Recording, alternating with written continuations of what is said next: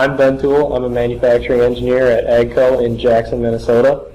I'm here with Isaac McCarroll to explain how we use Mechatronics here in Jackson.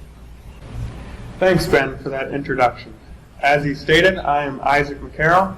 I am a mechatronics technician here at AGCO Jackson.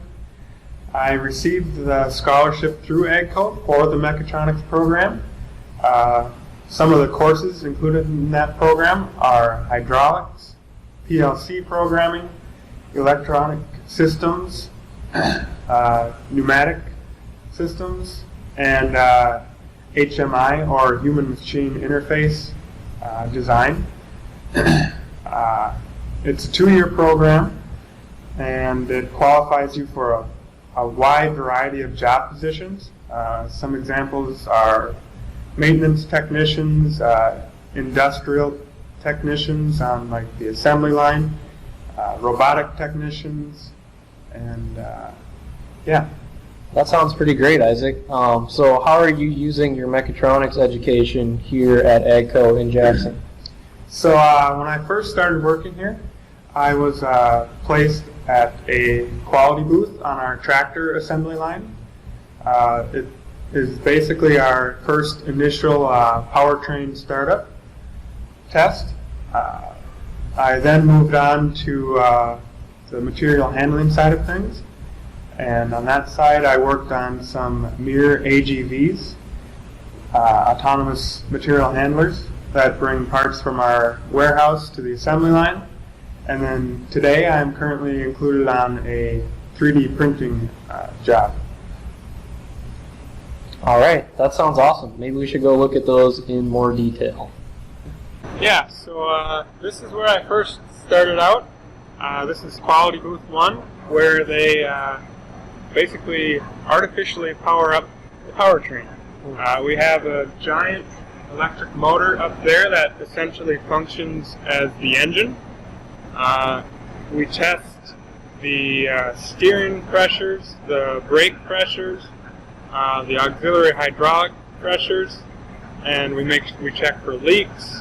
It's the first stop on the assembly line for quality checks. It's a lot easier to fix a leak on a partially assembled tractor than a fully assembled tractor. Gotcha. So that's kind of the idea behind it, is make sure the transmission's working and everything before it gets too far down the process? Exactly. Gotcha. Cool. The way it works is, you can tell, we have all these hydraulic pressure hoses connected to the tractor. We pressurize the system. They run back to the brain of the operation up above. It sends the pressure readings to our computer, and we check and make sure they're all within spec. There's no low pressure, no excessively high. Just a really good quality check. Awesome. Thank you. All right, Isaac, so here we are in the quality lab. I see we have a couple of machines here. What are these? Yeah, these are our FDM 3D printers. The way they function is kind of like a hot glue gun. We have a spool of filament here that feeds into the print head. The print head is heated up to anywhere from 200 degrees Celsius to 500 degrees Celsius. It melts the material and deposits it layer by layer, building up your part until you have the finished product. Here's a couple examples of functional parts that we've used.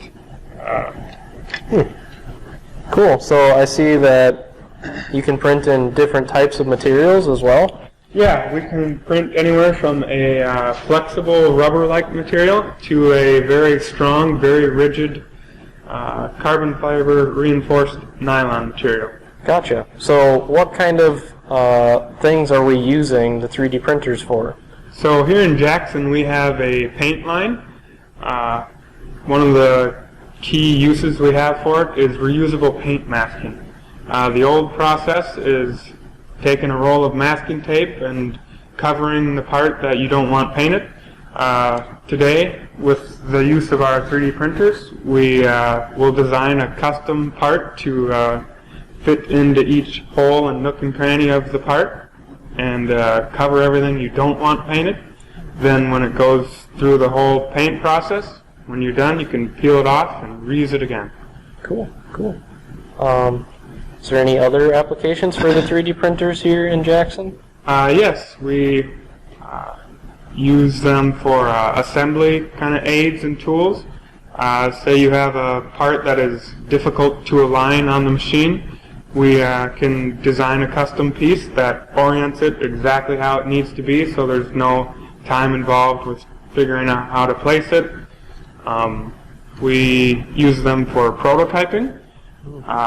The turnaround time is immensely faster. You can design it on your computer and then have a functional fitting part the very next day. Wow, that's pretty great. Thanks, Isaac. Yeah. These are our MIR AGVs. These are our autonomous material handlers. I'll send one on a mission here so you can see what it does. Autonomous material handler, what is that supposed to do? What it will do is it will drive out, as you see.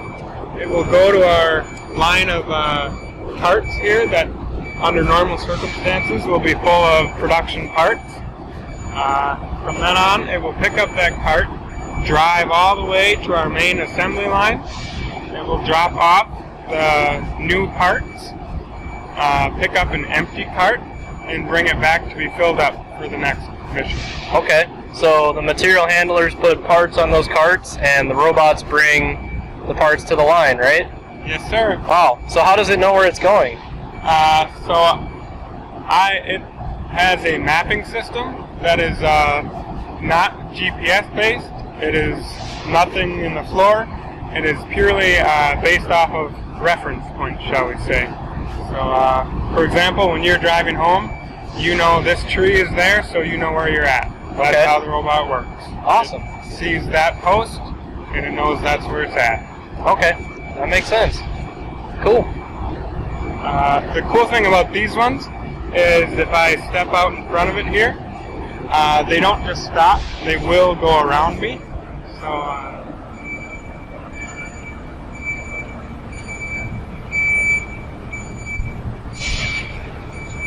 as well as a fast integration time. Due to the fact that there's nothing in the floor or no other infrastructure that is required for these, it is a very quick return on investment.